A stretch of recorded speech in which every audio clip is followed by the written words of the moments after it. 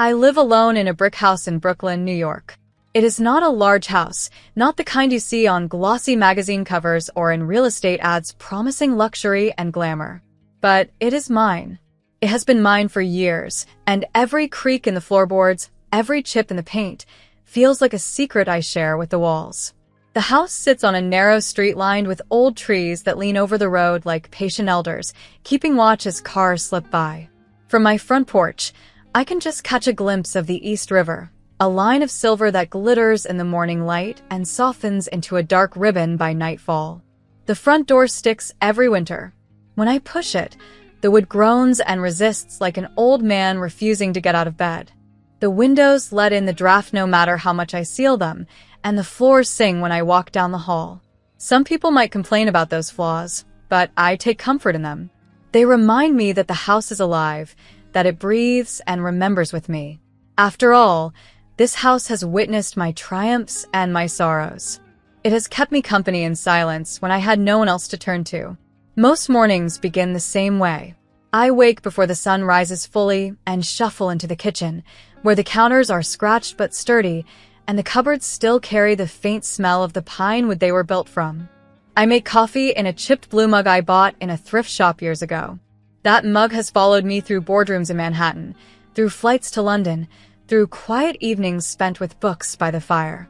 Now it rests in my hands every morning like an old friend. I stand by the window and sip slowly, watching the city wake up. The distant horns of cars mix with the cries of gulls, and the river seems to sigh along with me. On one wall of the living room hangs a simple map.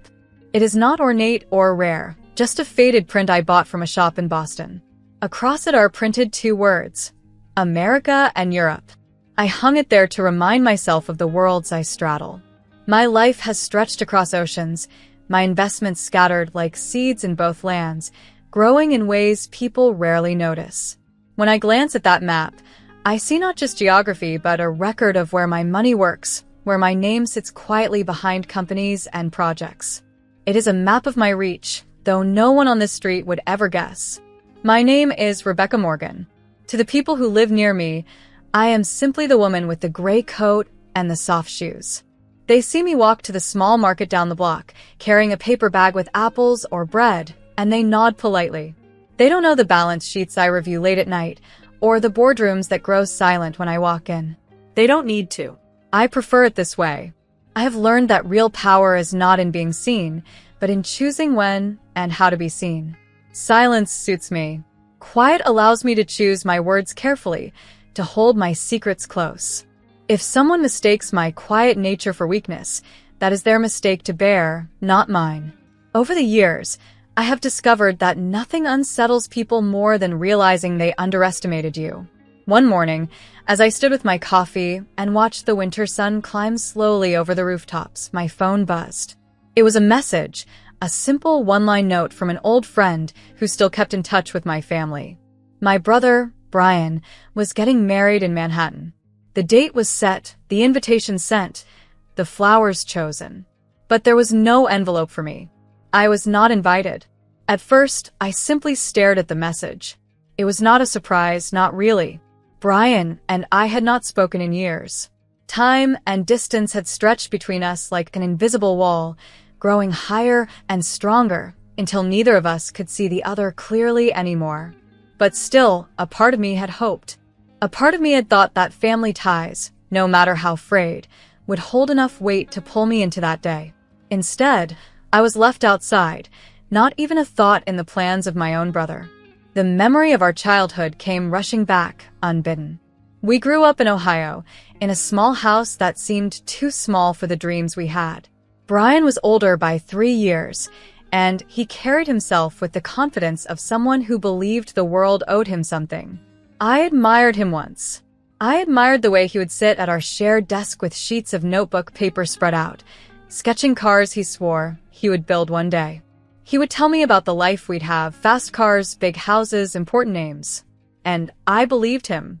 I believed in him. Back then, he was my protector, the one who stood up for me when I was too shy to raise my voice. But time changes people. Money changes them even more. As I stood in my kitchen, the chipped mug warm in my hands, I thought about those days. I thought about the promises we made when we were just children staring at a world too big for us. Then I thought about the man who now planned a wedding without me, who saw no place for me at his table.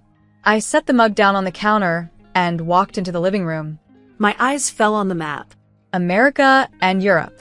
The words seemed sharper than usual, like guards standing at a gate, demanding a choice. Which world did I belong to now?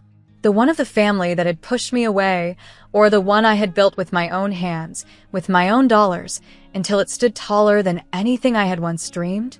The answer came quietly, like a whisper in my chest. I belonged to myself. I belonged to the life I had carved, to the empire no one saw, to the billions that moved silently under my name. I did not need Brian's invitation. I did not need his approval. But I needed something else, closure perhaps. Or maybe just the chance to stand in front of him and let him see the truth of who I had become.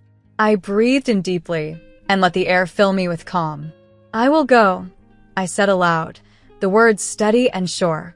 My voice echoed against the walls of my little brick house, as if the house itself agreed with me, and in that moment, I knew the quiet life I had built was about to collide with the noisy one my brother lived. The house creaked as I walked back to the kitchen, as if it too was preparing for what was to come. The hotel in Manhattan stood like a tower of glass and steel, its polished walls reflecting the evening lights of the city. I had seen many such buildings before, but that night it seemed to glisten with a kind of arrogance. The revolving doors turned smoothly as limousines pulled up to the curb. Guests in glittering dresses and tailored suits stepped out, laughing as if the night were theirs alone. I walked up quietly, wrapped in my gray coat, and paused at the threshold. A man in a dark uniform guarded the door. His eyes flicked over me from head to toe, landing on my simple shoes and the worn hem of my coat. He did not ask my name, nor did he greet me. Instead, he frowned, his lips pressed into a line that said more than words could. In his mind, I did not belong. I could have told him my name, told him the companies that rose and fell with a single call from me, told him the billions tied to my signature. But I did not. I stepped forward, letting the door spin around me, carrying me into the bright hall. Inside, the air smelled of roses and expensive wine. Golden light poured from chandeliers, casting every surface in a glow meant to impress. The band played a soft tune, a mix of strings and piano, and the notes floated over the hum of voices. Laughter bubbled near the bar, where men and women clinked glasses filled with champagne. I moved slowly across the floor, my steps echoing against marble tiles polished until they gleamed like mirrors. And then I saw him, Brian, my brother. He stood tall in a black suit, his tie fixed perfectly, his hair neat in a way he never managed as a boy. At his side was Emily, his bride, wrapped in white lace that sparkled under the lights. For a moment, I almost forgot the years between us, almost saw the boy who once sketched dreams on paper. But the man before me was not the boy I remembered. His eyes found mine. For an instant, confusion crossed his face, like a shadow quickly erased. Then it hardened. His lips curved into something sharp, a sneer that cut across the room. He walked toward me, each step heavy, deliberate. The crowd parted slightly, curious to see what would unfold. I stood still, my heart steady, my face calm. Before I could open my mouth, he lifted a crystal glass from a nearby table. Clear water shimmered inside, catching the light like a diamond. With one swift motion, he threw it in my face. The cold struck me like ice, running down my skin, soaking the fabric of my coat. Gasps rippled through the hall. A few whispers followed, quick and cruel, and somewhere in the crowd a laugh broke free. "The poor are forbidden to enter here. Get out of here," Brian said, his voice low but sharp enough to carry. The words hung in the air, heavy, final. I did not move. Water slid down my cheeks, dripping from my chin. I felt it trace my skin, a thin reminder of the moment. Around me, people watched with guarded eyes, some curious, some amused. No one stepped forward. To them, I was nothing more than an intruder, an employee who had wandered where she did not belong. Not one of them spoke my name. I let my gaze sweep the room.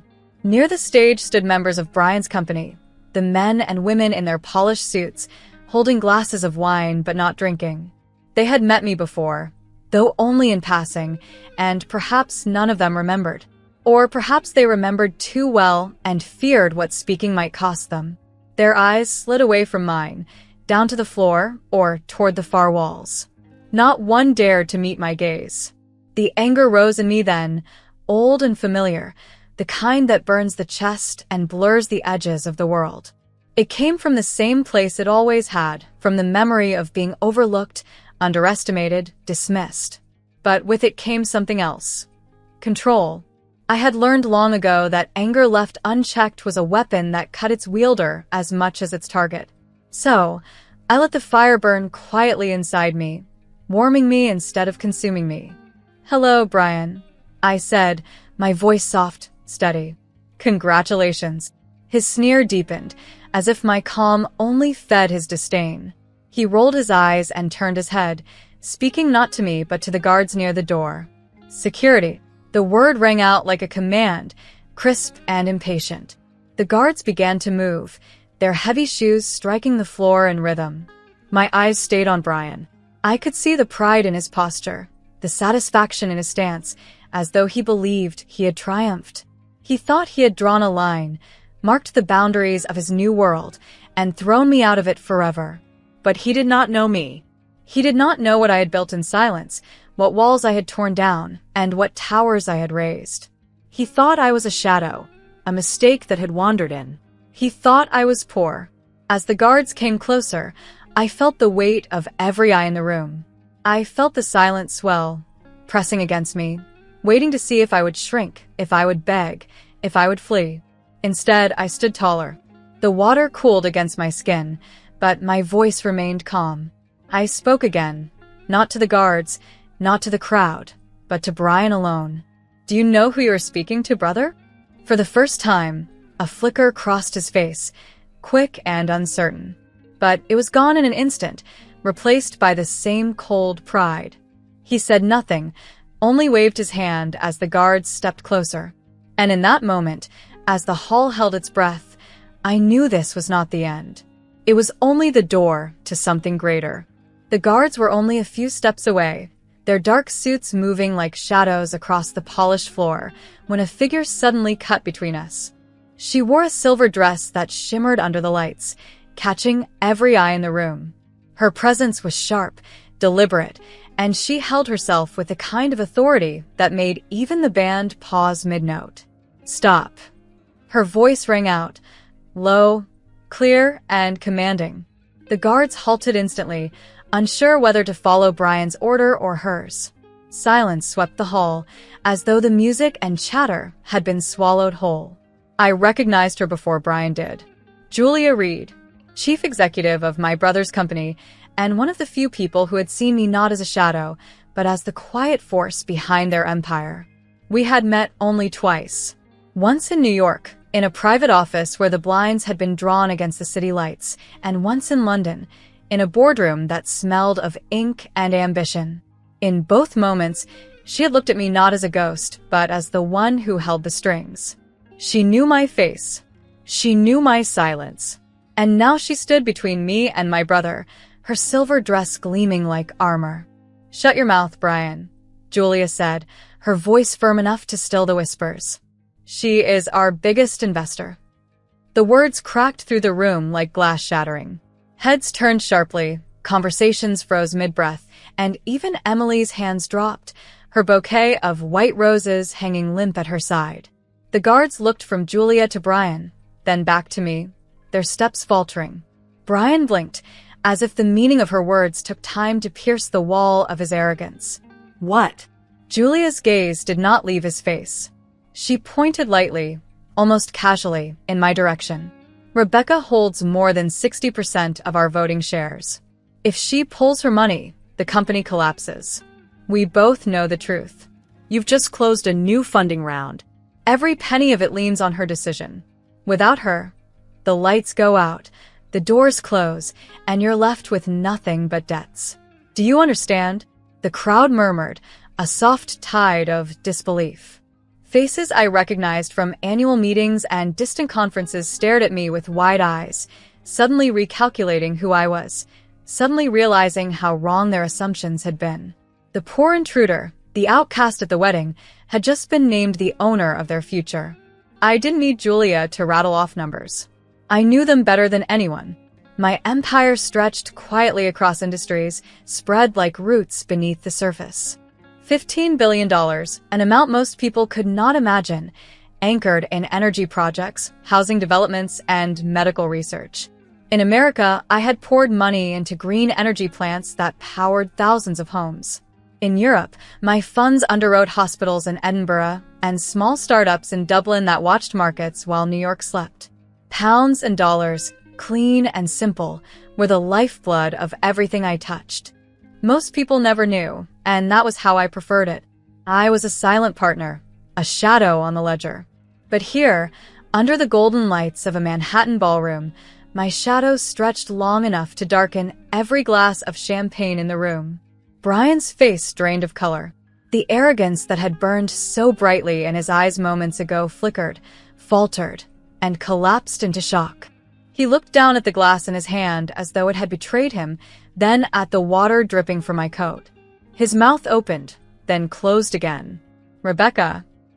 His voice cracked. I tilted my head, not unkindly. "You thought I was staff," I said softly. "You thought I was poor." The words were not meant to wound.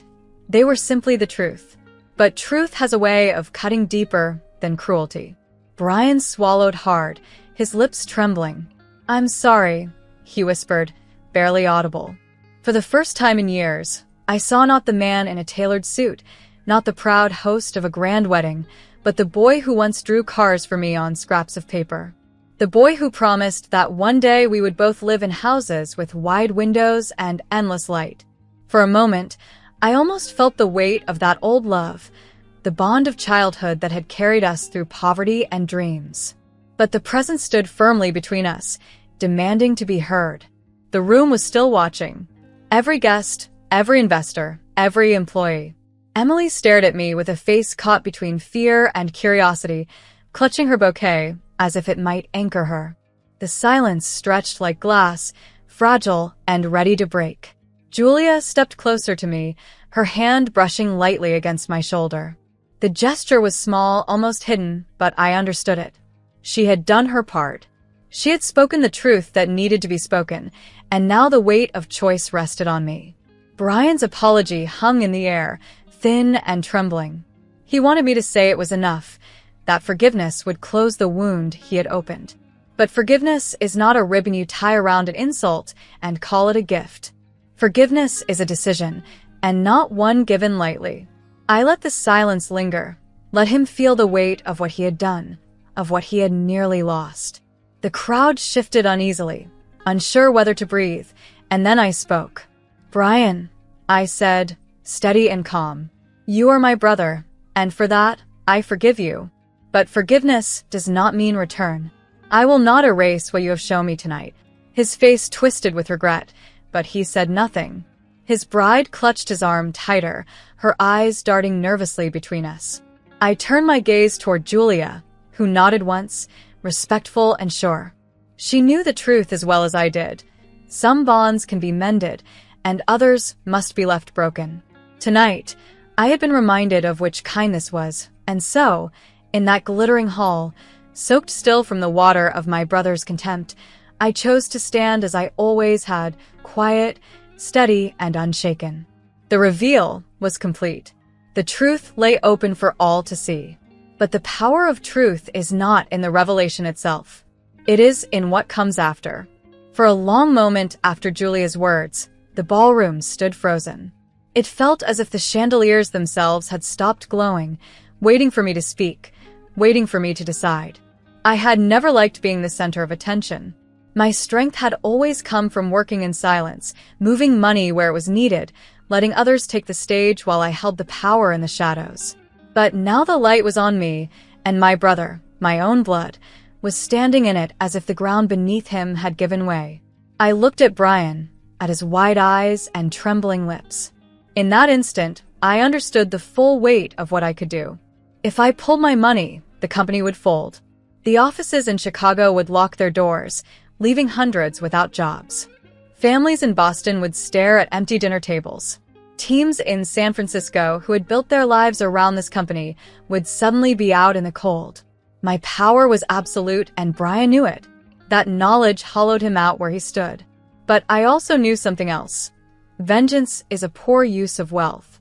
If I used my billions to crush him, it would be a blow not just to his pride, but to countless innocent people who had nothing to do with his cruelty. His mistake was his own. I would not let others pay the price for his arrogance. I turned to the band, who had been waiting, instruments poised in nervous silence. I raised my hand lightly. "Play," I said. The music returned in a soft wave, spilling across the room as if nothing had happened. The guests shifted uneasily, caught between shame and relief, their conversations beginning again in hushed tones. I faced Brian once more. "I forgive you," I said, my voice carrying without anger, steady as a stone in water. "But forgiveness does not mean return." He swallowed, desperate now, his pride stripped bare. "Please." "No," I cut him off gently but firmly, shaking my head. "I will not take back my dollars today. Your people will keep their work. The doors of your company will stay open. But you and I are done. No more calls, no more holidays, no more doors to slam in my face, and no more doors for me to open for you." His shoulders sagged as if I had struck him harder than I ever could with money. Emily stepped forward, her hand tightening around his arm. Her face was pale, but there was a kind of softness in her eyes, as if she understood something he did not yet grasp. I hoped she would be kind to him. I hoped he would learn. Without another word, I turned and walked out of the hall. The marble floor echoed under my steps, and though I could feel every gaze following me, I never looked back. The great glass doors opened before me, and the cool night air of Manhattan washed over me like a blessing. A driver, standing by one of the black cars lined up at the curb, stepped toward me. "Do you need a ride, ma'am?" he asked. "Yes," I replied simply. "Brooklyn." As the car pulled away from the glowing hotel, I leaned back against the seat, watching the city lights flicker past. Manhattan shone with its towers of wealth and pride, but across the river, Brooklyn waited for me.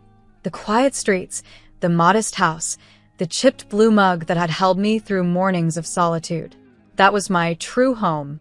On the way, I pulled out my phone and sent a message to my office. "Set aside £2 million, I wrote. "Scholarship fund. America only. For young women who are told. Not allowed. The door will open for them. Simple forms. Plain words. No barriers." The message was sent with a soft chime. I closed the phone and rested it in my lap. That decision brought me more peace than any act of revenge could. I could not erase Brian's cruelty, but I could turn the sting of his insult into an open door for others. That was the kind of power worth keeping. When I arrived at my house, the driver helped me out. I thanked him quietly and walked up the familiar steps. The door stuck as it always did, and I pushed it open with the same firm hand. Inside, the warmth wrapped around me like an embrace. I hung up my gray coat on its hook, its fabric still faintly damp from the water. The wooden floors sang under my steps as I walked to the kitchen. I filled the kettle, set it on the stove, and waited for the whistle. The small rituals of my home steadied me. Here, there were no chandeliers, no polished marble, no crowds waiting for my decision. Here, there was only me, the hum of the kettle, and the map on the wall. I poured hot water over a bag of tea, letting the steam rise and warm my face. Carrying the mug, I walked into the living room and stood before the map again. America and Europe. 2 words. 2 worlds. They had been the landscape of my empire, the stage for every choice I had made. But standing there, I realized something important. I owned companies, yes. I owned billions in dollars and pounds. But more than that, I owned my choice. I could choose to forgive without returning. I could choose to protect the innocent even when I had been wronged. I could choose peace over revenge, silence over spectacle, solitude over false family. That was the freedom my wealth had bought me. Not luxury, not endless power, but the ability to walk away without fear. I sat down on the old sofa, sipping the tea. The water from Brian's glass was gone from my skin now, replaced by the warmth of my own choosing. I smiled faintly, the kind of smile that comes not from victory, but from clarity. In this house, I choose who I am. In this country, I choose what I keep and what I let go. And tonight, I had chosen to keep my power and let my brother go. The floor creaked softly, as if the house itself approved.